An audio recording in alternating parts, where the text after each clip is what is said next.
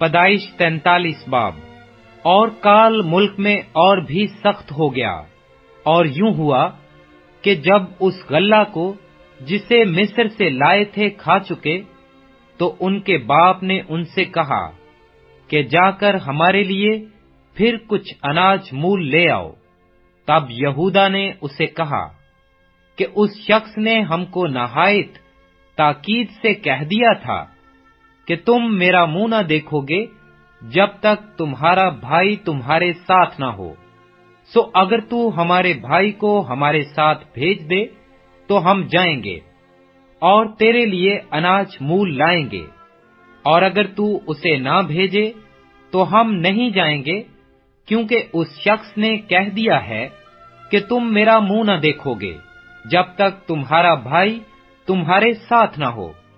تب اسرائیل نے کہا کہ تم نے مجھ سے کیوں یہ بدسلوکی کی کہ اس شخص کو بتا دیا کہ ہمارا ایک بھائی اور بھی ہے؟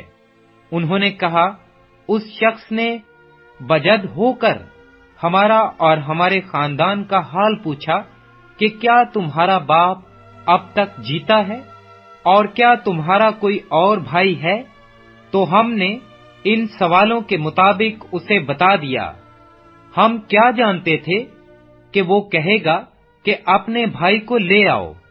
تب یہودا نے اپنے باپ اسرائیل سے کہا کہ اس لڑکے کو میرے ساتھ کر دے تو ہم چلے جائیں گے، تاکہ ہم اور تو اور ہمارے بال بچے زندہ رہیں اور ہلاک نہ ہوں، اور میں اس کا ضامن ہوتا ہوں۔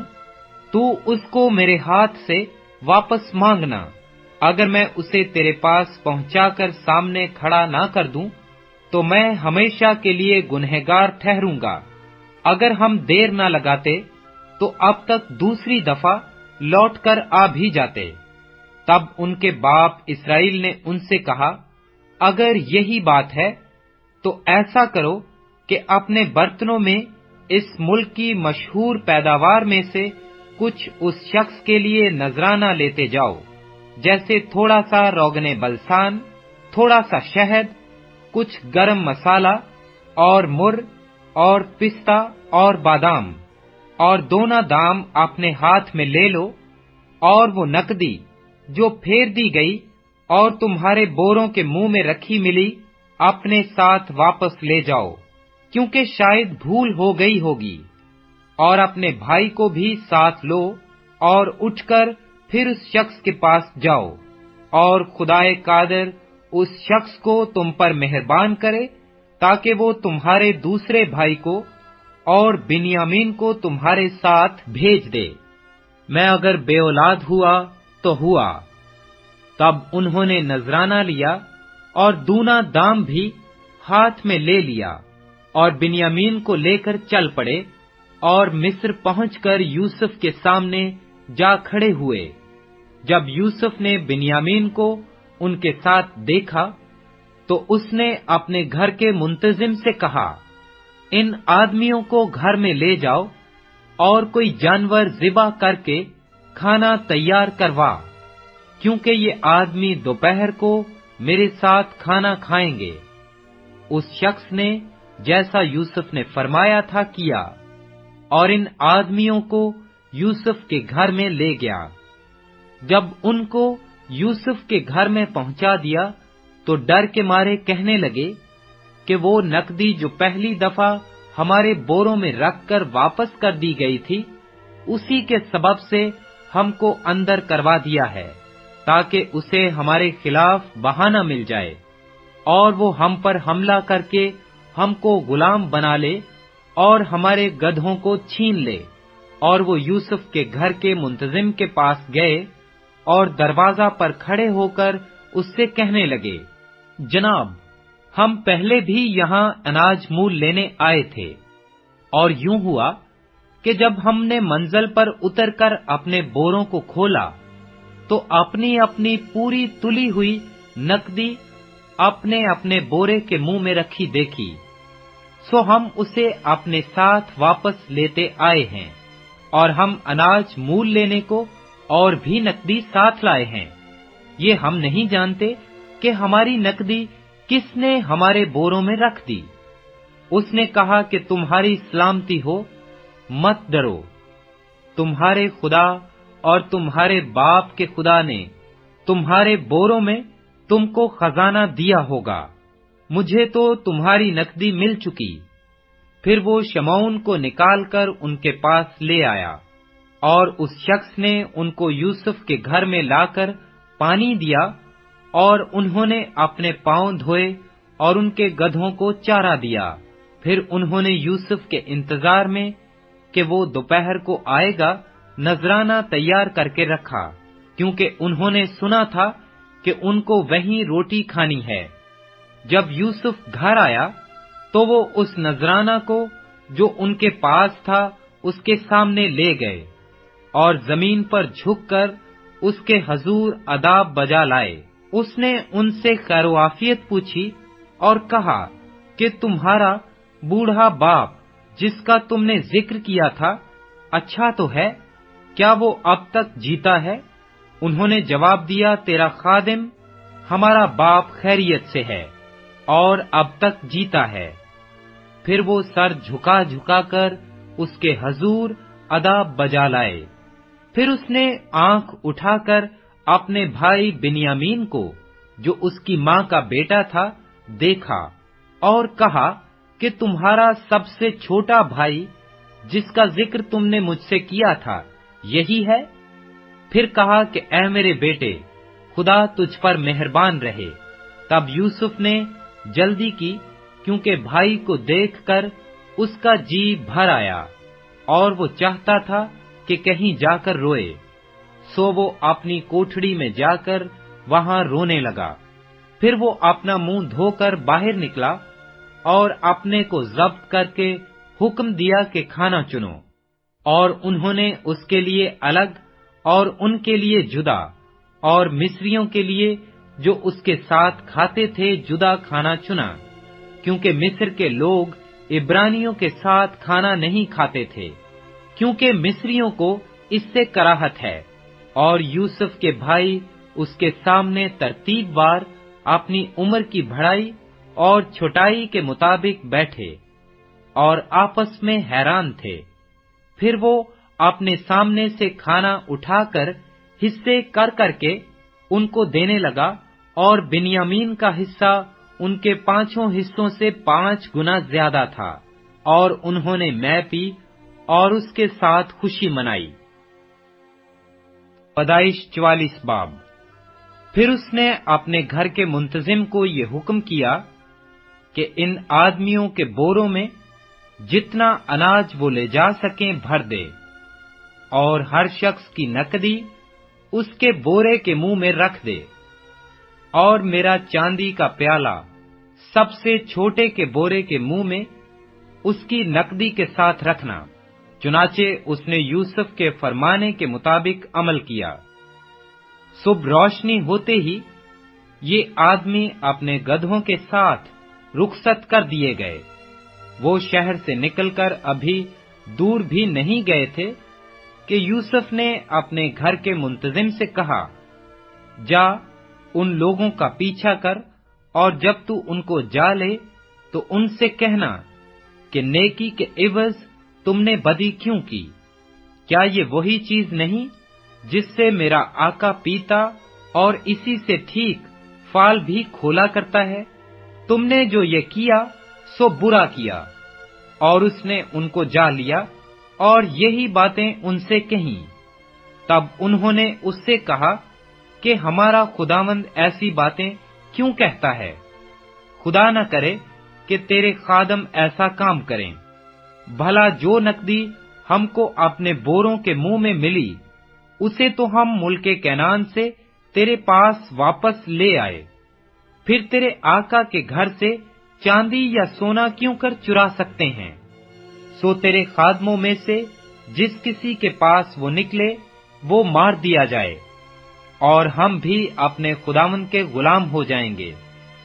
اس نے کہا کہ تمہارا ہی کہنا صحیح، جس کے پاس وہ نکل آئے وہ میرا غلام ہوگا، اور تم بے گناہ ٹھہرو گے۔ تب انہوں نے جلدی کی اور ایک ایک نے اپنا بورا زمین پر اتار لیا۔ اور ہر شخص نے اپنا بورا کھول دیا۔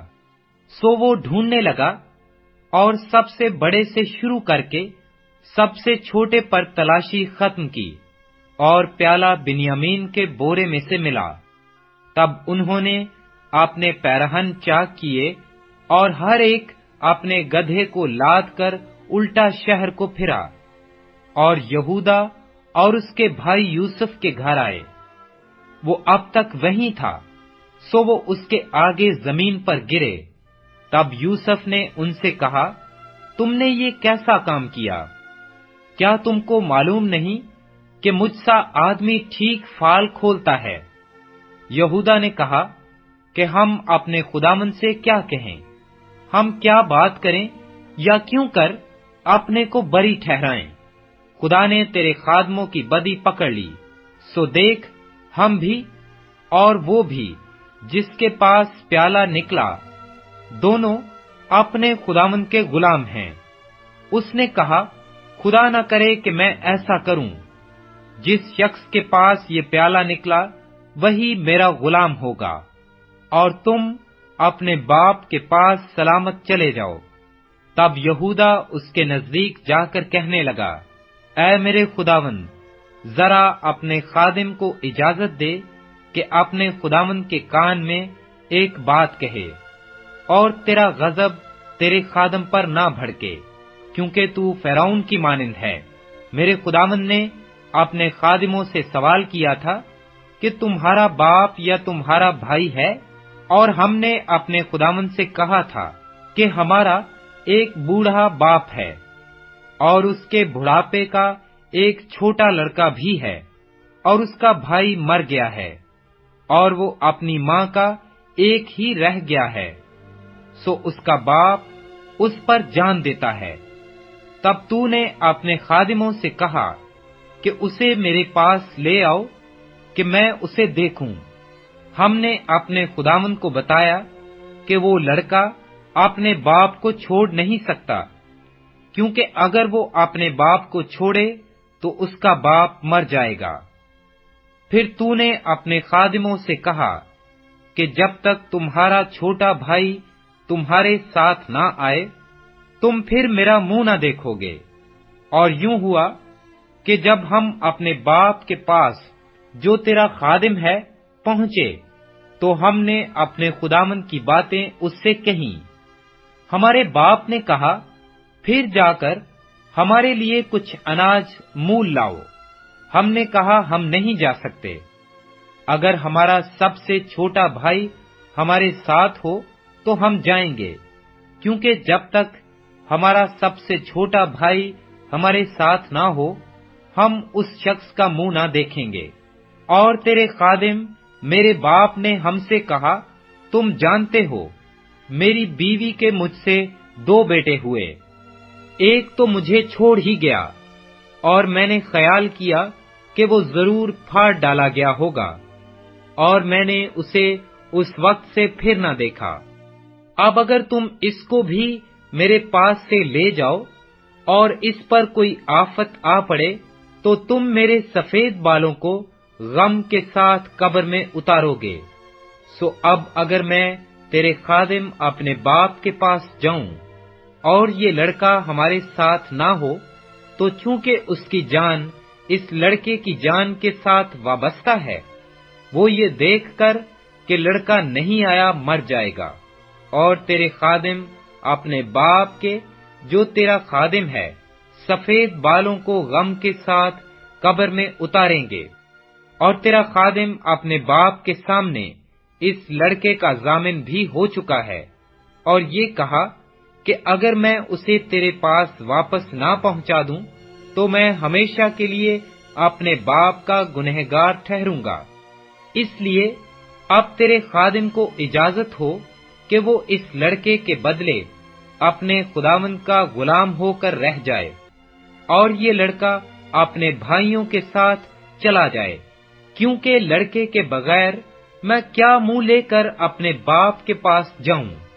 کہیں ایسا نہ ہو کہ مجھے مصیبت دیکھنی پڑے جو ایسے حال میں میرے باپ پر آئے گی۔ پیدائش 45واں باب۔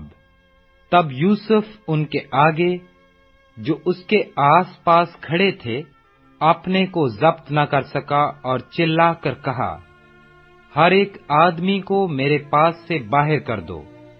چنانچہ جب یوسف نے اپنے آپ کو اپنے بھائیوں پر ظاہر کیا، اس وقت اور کوئی اس کے ساتھ نہ تھا، اور وہ چلا چلا کر رونے لگا، اور مصریوں نے سنا، اور فرعون کے محل میں بھی آواز گئی۔